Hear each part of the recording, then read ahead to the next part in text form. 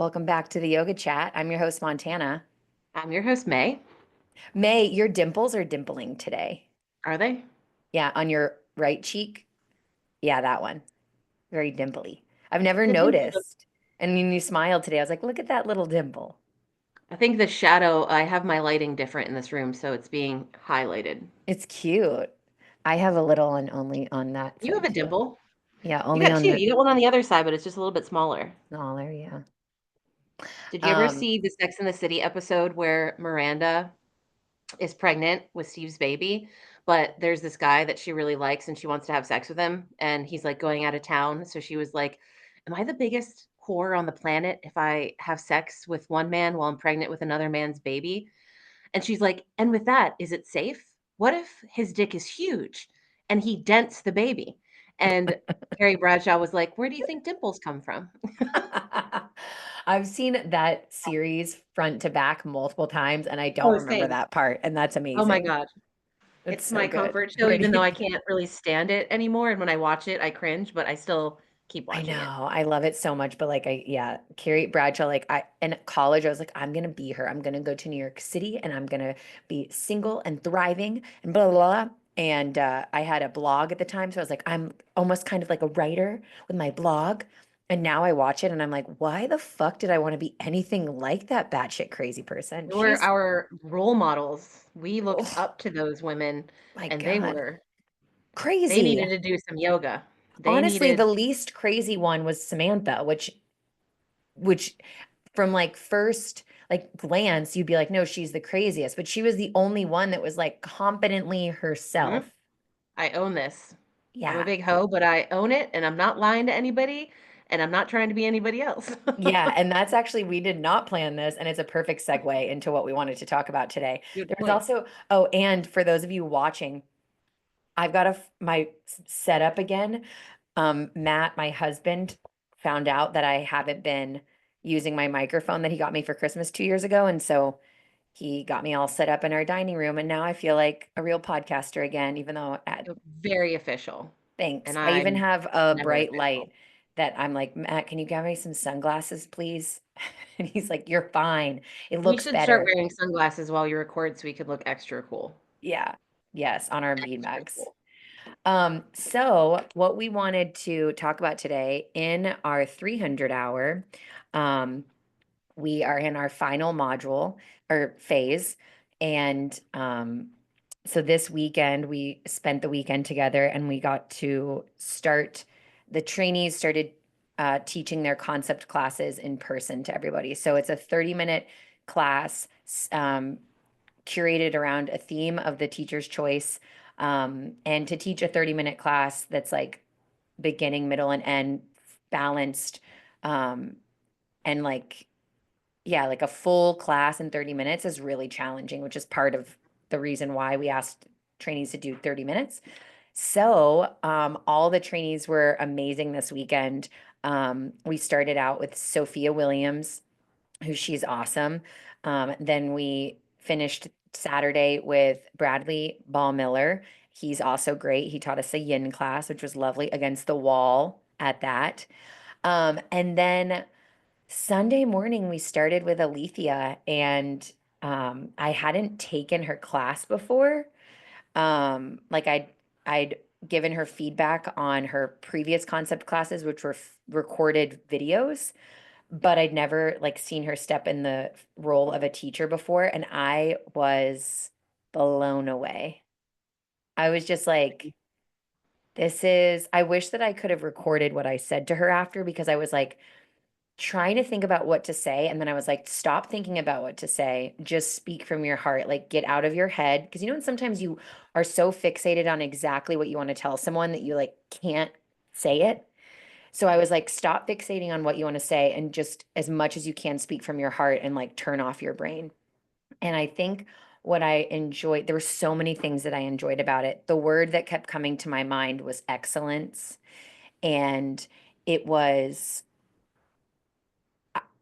we do like empowering feedback at the end, and so I asked Alethea what she was proud of, and she said that she was proud of taking all the tools that she's gained from her different trainings. So she did a 200 hour, not sure where, unrelated to anything that we're doing in our 300 hour other than like it being yoga, right? But it's not yoga 6.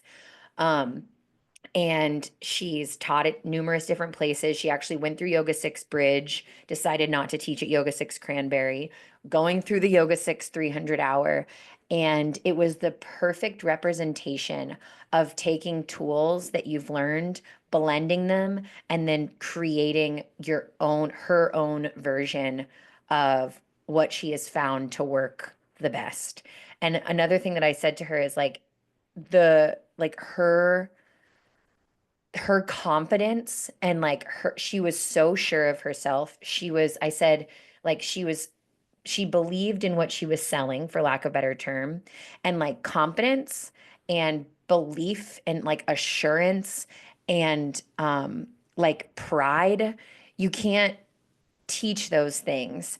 You can't fake those things. And we talk about this a lot on the podcast, but it was like I hadn't experienced, I wasn't shocked because I know she's a good teacher, but I wasn't expecting it to be so Alethea. Like, and what I mean by that is like, it was unlike any other class I'd ever taken. It was simple.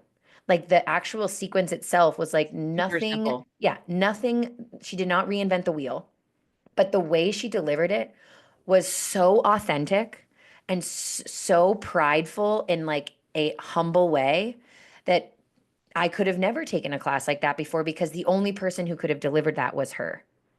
Mhm. And it got me like emotional. I was like, I told her, I was like, what you just did is not only the epitome of professionalism, but it's also artistry. And like she was having fun, so we were having fun.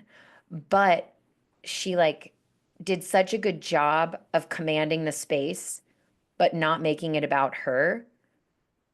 And so what it came to mind, which is really what we were like, let's talk about this on the podcast this week, is I've been re-listening to The Creative Act by Rick Rubin, and he talks about how like art has to be made with the audience in mind last. Not in mind, yeah. Yeah. Yeah. So like it has to start from a place of authenticity. You have to make something that you want to make. And if it is even shown to an audience, it doesn't matter. If the audience responds positively or negatively, it doesn't matter. If the audience sees a totally different representation or theme than what your intention was, it doesn't matter. And so I was thinking, swirling around in my brain a lot last week, like how that can be flipped into the perception of a yoga teacher, because we talked about this with Callie last week also. And so I think it's like when you go to create something, whether it's a class or a workshop or a studio or a training or a retreat or anything, it has to start from a place of passion, right? It has to start from somewhere that you are excited about. It has to start from you, and it has to start with something that you want to create and provide for others without thinking like so and so is going to like this or so and so is not going to like this or I'm going to create it for this demographic or blah blah blah blah blah blah blah blah. And then in this, if we're talking about yoga teachers, once it's time to present that thing, then it's been created from a space of authenticity. But now the tables turn and it's no longer about you. You're the one facilitating the experience. And now you're focused on the audience or your class, right?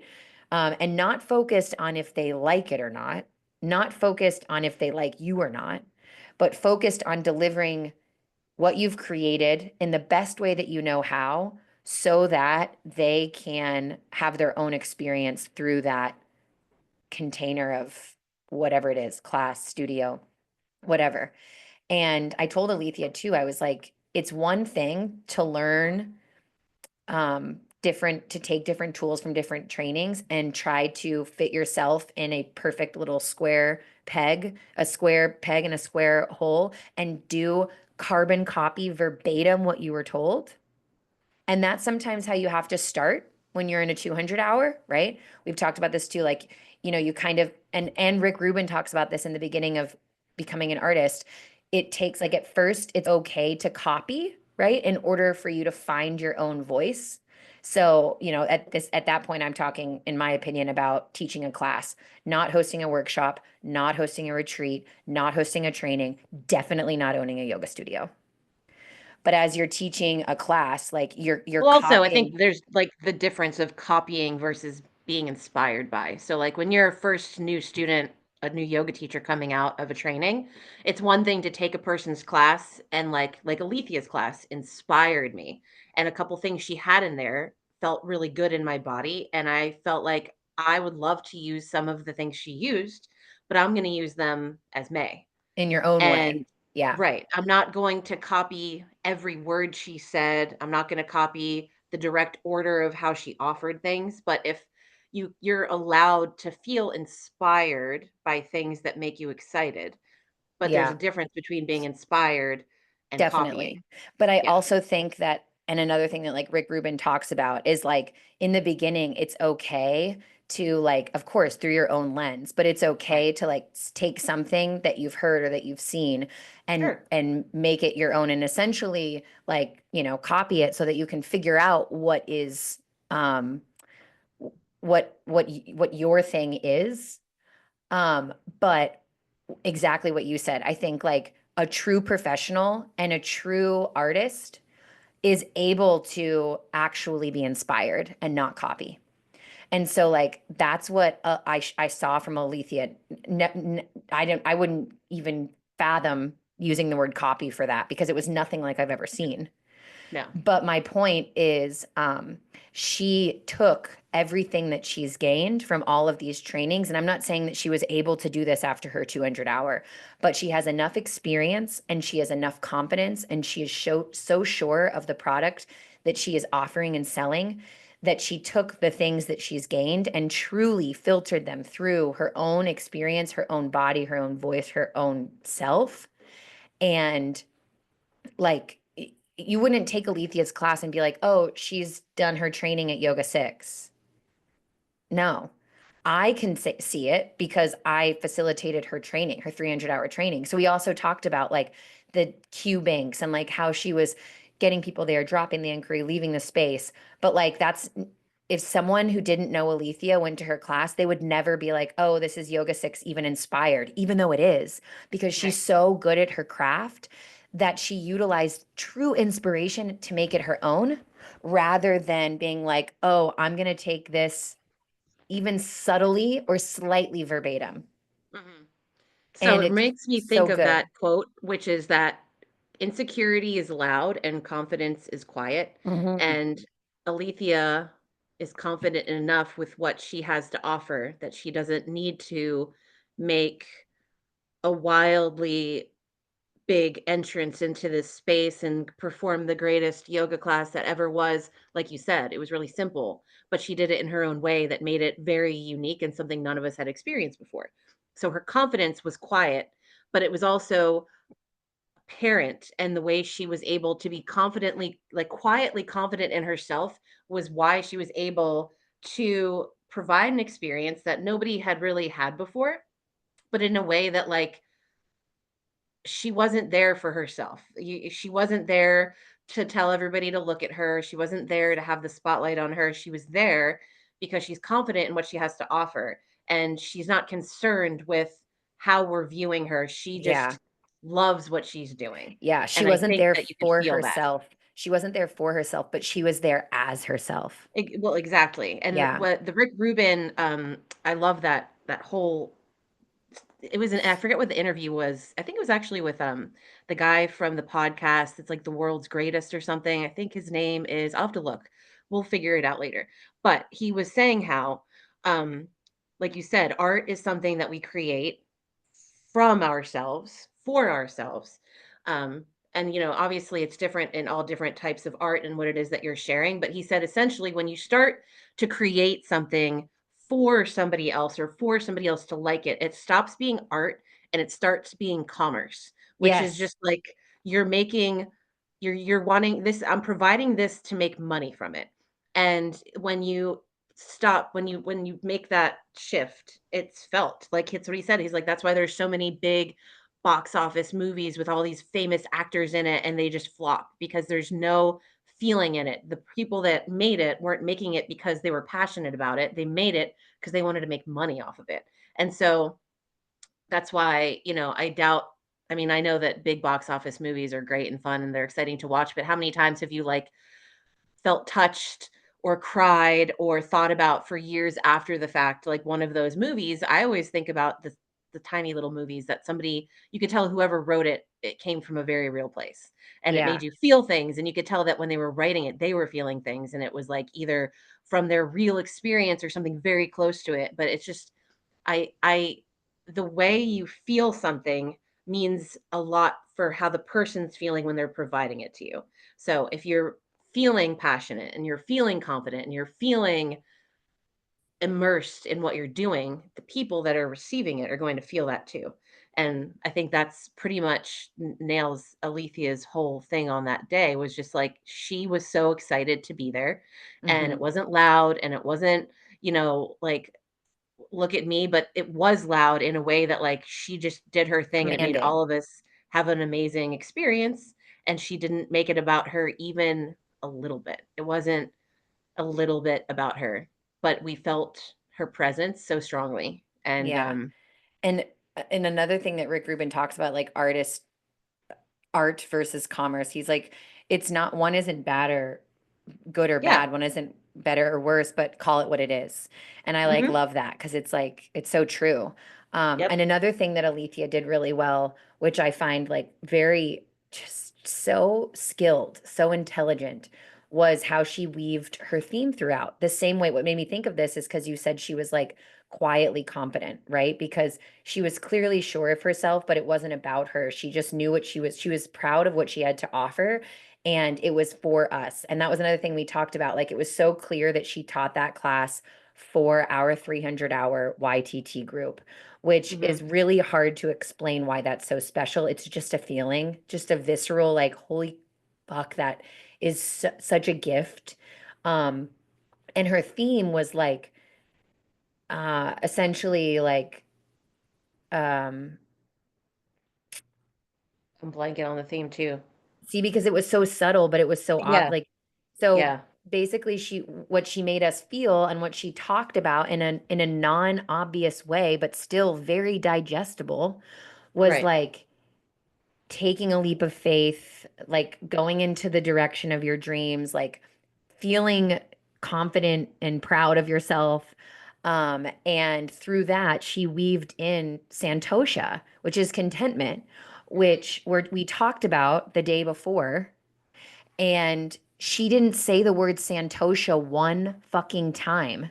But afterward, I was like, oh my God, you were weaving in Santosha, which is what we Yeah. talked about yesterday, which is, and I know that like she wove that in because she was teaching the class to That was us, on and that was purpose. Yeah. relevant. Yeah, relevant to what we had discussed yesterday in training. And it was like anybody, we say this so much on the podcast, but like I getting to like see it firsthand with someone that I don't even think Alethea listens to this podcast. She doesn't know that we talk about this, but we talk about it so often of like, it's easy to be like, to throw out blatantly and obviously these pretty words to make yourself sound like a yoga teacher, when the true intelligence and the true, I keep saying it, but artistry is being able to drop those little tidbits of knowledge and pepper them throughout. And that this buzzword of like accessible and inclusive, they get thrown out, but that's literally what it is.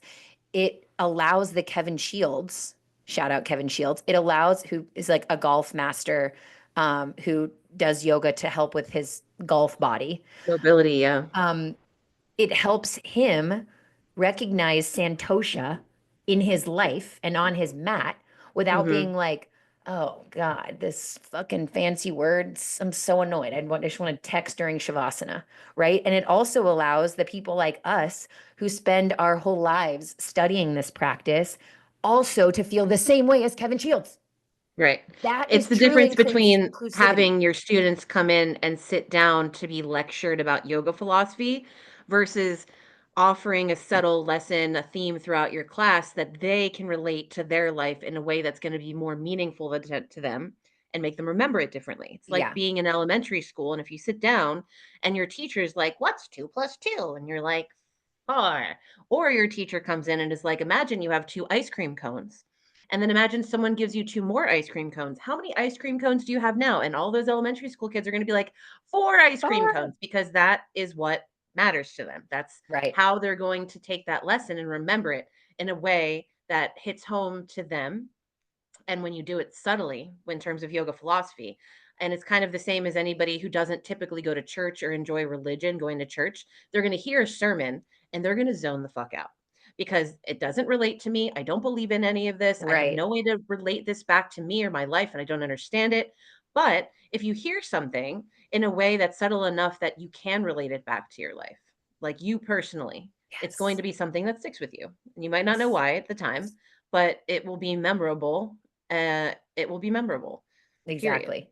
Yeah, Yeah. because and I heard Rick Rubin, I was like, "Oh, this is where Presley got it," because in his book he says, "What is personal is universal." Yeah, boom, Yeah, and full circle. yeah, so yeah, it was such a great weekend, and it was I love it. Like I agree. I was so inspired by her class. And not by, yes, of course I was inspired by like this sequence, and her playlist was it slapped. And she even wore a shirt that she said she like came about on accident while she was getting dressed and was like, I have to wear this about like climbing the mountain and like loving the journey and not Yeah. necessarily the peak. And so like all of it gives me chills. Like she didn't do it, she did it with intentionality, but she didn't try too hard. Mhm. And there's such a fine line right Yeah. there. And I was so inspired too. And like I said, by the obvious yoga teacher blah blahs. But what I truly took away from that was like just an more permission to continue being myself and to continue using my voice and showing up as me and not worrying about how anyone else perceives it, so long as I'm not being an asshole or hurting anyone's feelings, which obviously that's not what's Right. happening. Um, so yeah, I shout out Alethea, you're awesome. And that Also, was, shout out Rick Rubin, and everybody go read The Creative Act. yeah, He's it's a he's lot. like, I have a hard time even understanding or describing who he is as a person, because I know he's like done shit tons of drugs with tons of No, he rock and roll. hasn't. Oh, he hasn't, didn't he? No, At no, some point? no, which is one of the craziest parts about him is that he is that out there and he is that creative and he has never done drugs. He says that he gets that his drugs are, yeah, breath work. He does breath work and he hallucinates, and that's like hallucinates. Yeah. That's like how he gets his high to like generate ideas. That's like I the stand craziest part corrected. about He because seems Matt like someone who's done a a lot of lot of drugs. acid. Yeah. That's what Matt's always like. I don't believe this guy. He's definitely tripped. And I'm like, according to him, he hasn't. And I like I believe him. I don't think he would. And every artist that he works with is like, no, he's sober. He's always been sober. Breath work is his drug. That's Isn't that impressive. crazy? That's impressive. I mean, if I was recording albums with some of the most famous rock and roll bands of all time, I would definitely be doing Yeah. drugs. Who has he worked with? I mean, everybody, like Eminem, I Red mean, Hot Red Hot Chili Chili Peppers, Peppers, Mac yeah. Miller, like Yeah. everybody. Damn it. My computer Um, keeps giving me this thing where I have to restart, and then I pause it a million times until it tells me that I can't pause it anymore, and it just restarts for me, which happened during our Yogi Book Club on Wednesday. I think I have some uh, time on this one, but Well, I'm that's good. okay. This is actually perfect timing because we always want to make these Yeah. quick. So, Short and sweet. yeah, let us know what you think about everything we just talked about. And I hope that this is a permission slip for everyone to continue being yourself because there's no one else that can do that except you. And not try too hard, because you shouldn't have to try that hard to be yourself, because you're just yourself. Exactly. Yeah. And, also, And if people don't like it, too what's the bad. word? In imitation is the greatest form of flattery.